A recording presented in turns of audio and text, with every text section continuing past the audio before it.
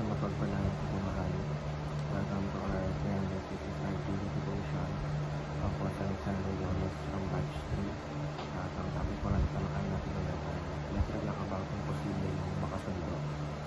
Ngayon po ang ating pag-aaral tungkol sa 1 Timothy chapter 2 verse 5. At buksan po natin yung ating positive sa mga tao sa ito.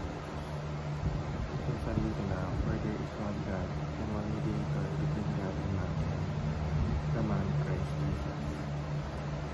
At sa Tagalog, sapagkat isang Diyos ang isang tagapamagitan sa Diyos at sa mga tao, ang taong si Kristo Jesus. Teaching number 1, Jesus is the one and only mediator.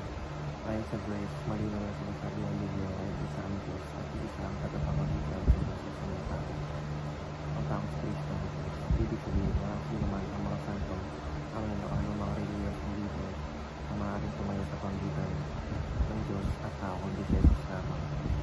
Siya lamang ang may kapangyarihan ang magitan dahil siya ang namatay at nangyayari para sa atin. Teaching number 2, Jesus is the ultimate peacemaker. Sa pamamagitan ng kamatayan sa krus, umalis na ito sa kanya sa pagitan ng mga sarang tao at ng banal na Diyos. Siya ang gumawa ng daan para tayo mapatawad at naibalik sa mabuting ugali sa Diyos. Siya ang nagbigay ng kapayapaan na hindi tayo ibigay ng mundo. Teaching number 3, Jesus calls us to be peacemakers. Bilang kalusunod ni Kristo, tinatawag tayong hindi lamang upang pagdating ng kapayapaan, kundi upang palagalan ito. Sa simpleng paraan, magpapatawad, makikipag-usap at pagdiwas sa alitan, ay pagpakita natin ang pag-uugali ng santunay na anak ng Diyos.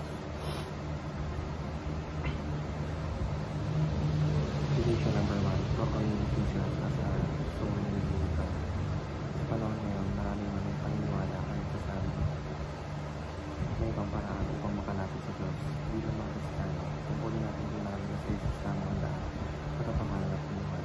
Huwag tayong matakot ipahayag ang katapangalan ito sa ating pamilya, kaibigan at komunidad. Devotion number 2, promote peace and reconciliation. Taguyod ang kapayapaan ng pagkakasundo.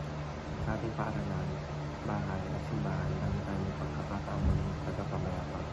Maaari tayong maging tulay sa mga nag-aaway, maging halimbawa ng magpapakumbaba at pag-unawa. Hindi laging madali, pero ito ang kalooban ng Diyos para sa atin. Application number 2. Pray for our own Christian card, CPRE, Christian Arbitration for Reconciliation and Equity.